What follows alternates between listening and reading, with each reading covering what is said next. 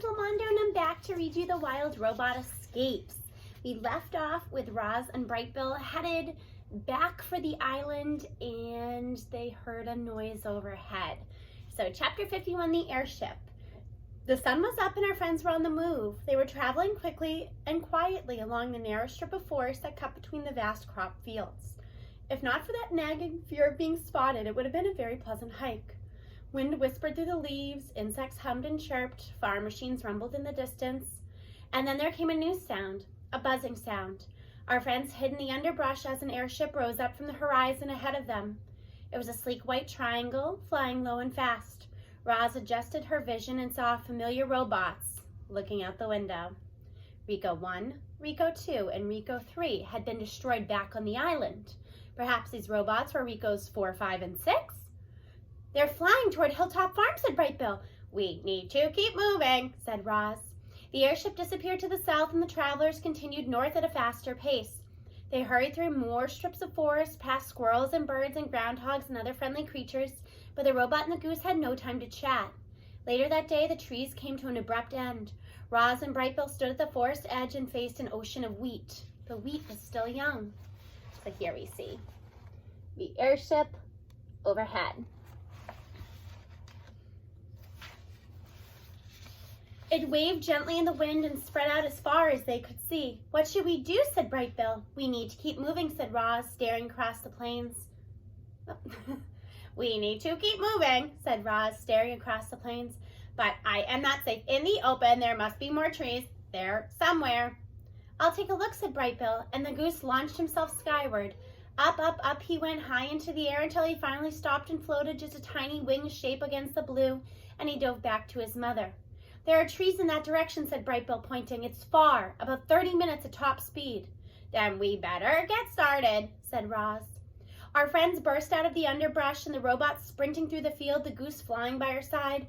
Roz had to concentrate to keep from slipping in the soft, muddy soil, but she stomped on, and far ahead another line of trees slowly climbed into view. Brightbill suddenly swooped up and out of sight as his mother kept running. Then he lowered back down beside her and squawked, "The airship's returning!" Behind them, a tiny white triangle rose up from the horizon. It was growing larger and louder by the second. If Roz was seeing her newfound freedom, her life, it would be over. She couldn't take any chances. "Go on without me," hollered the robot, and she dropped to the ground. Brightbill hoped his mother knew what she was doing, and he flew on without her. Once he reached the trees, he perched himself on a branch and looked back. His mother had vanished. The airship, however, seemed to fill the sky. Its shadow flitted across the ground where Roz had just been, but the ship didn't see her, and it detected no electronic signal, so it kept going, racing above the trees and over the next fields. Its engine noise gradually faded, and it disappeared to the north. "You can come out now, Ma," squawked Brightbill from his branch. A column of wheat stood up in the fields. The robot had rushed her camouflage, and it crumbled off her body when she started to march. As she approached the trees, Roz looked at Brightbill and the branches and said, "We need to keep moving." Chapter 52, The Scout. Would the airship return? Were the Ricos hunting for Roz? It was only a matter of time before she was caught.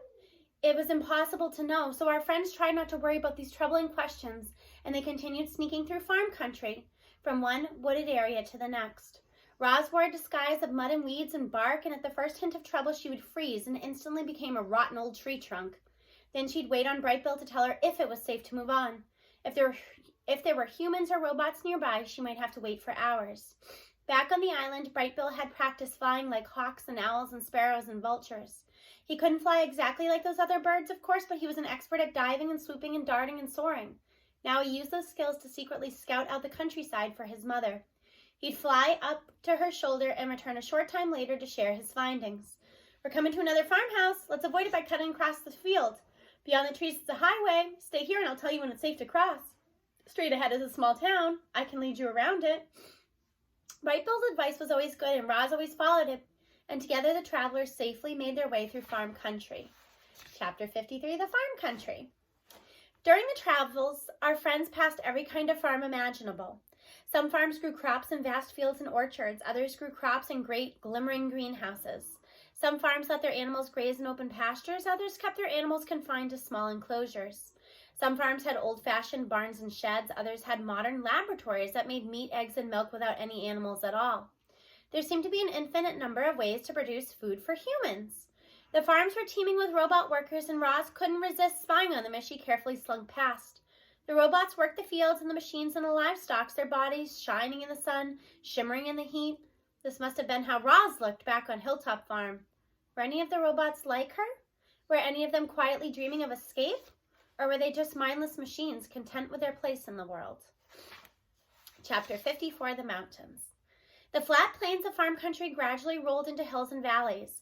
There were fewer crop fields and more forests. The hills grew taller, the valleys sank deeper, the farms disappeared entirely. Our friends had reached the mountains. Brightbill floated on the wind as Roz climbed the slopes. They passed craggy rock formations and rushing waterfalls and meadows lush with flowers. The robot could have hiked on, never slowing or stopping, but the goose needed to rest. As the stars came out each evening, they found safe location to settle down. Frost was common in the higher regions, and Roz took the lighter from her tool belt and built small campfires to keep her son warm. They sat around the crackling flames, reminiscing about life on the island until Brightbill drifted off to sleep. As the sun came up each morning, they'd clear away all traces of their campsite and set off again deeper into the mountains. Eagles perched on jagged cliffs. Fish splashed through gurgling streams. Chipmunks bickered in the thick undergrowth. It felt good to be back in the wilderness, but this place wasn't home. So the travelers kept a brisk pace. The robot adjusted her camouflage to match her surroundings. In the forest, she wore leaves and tree bark. In the meadows, she wore grass and wildflowers. In the rocky terrain, she wore dirt and weeds. Even way out in the wilderness, she wanted to go unseen. What Roz didn't realize was that she was already being watched. Chapter 55, The Attack. Wide mountain meadows made the robot nervous. While hiking through them, she felt exposed and easy to spot. Camouflage helped, but it was hard not to notice a walking clump of wildflowers, especially when accompanied by a goose. And it was in one of those wide meadows that trouble caught up with our friends. From the corner of her eye, Roz sensed movement. She turned, but only saw tall grass blowing in the breeze. Then a twig snapped, and the sound was swallowed by a distant roll of thunder. It wasn't until the wind changed that the musky scent wafted by the robot, and she understood danger. "I smell wolves," whispered Roz. Brightbill's eyes grew big and round, and he whispered back, "What should we do?" Before Roz could reply, 2 wolves leaped out from the brush. They charged at the robot, snarling and snapping their jaws. Roz heaved her son toward the sky so he could fly to safety, and then she burst into a sprint. The robot zigged and zagged across the meadow, trying to shake off the wolves. But when she dashed through a patch of soft ground, she slipped and toppled into the grass. The wolves quickly surrounded their prey, heads low, ears drawn back, deep growls rumbling through their teeth. "Remember us, Roz?" the huge male said with a scar. "Hello again, Shadow." The robot slowly turned to her feet. "I believe your name is Barb." "You have a good memory," said the female wolf. "Actually, I have a perfect memory," said the robot. "And yet you've forgotten your rifle." A toothy smile appeared on Shadow's face. "You aren't so tough without your rifle, are you?" Barb sniffed the breeze. "Where's your pet goose?" And then she saw Brightbill perched in a lone tree in the middle of the meadow. "He is not my pet," said Roz. "He is my son." Shadow chuckled. "We've heard stories about the robot mother and son goose. They're very touching." He turned and barked, "Join us, Brightbill. We'd love to meet you up close."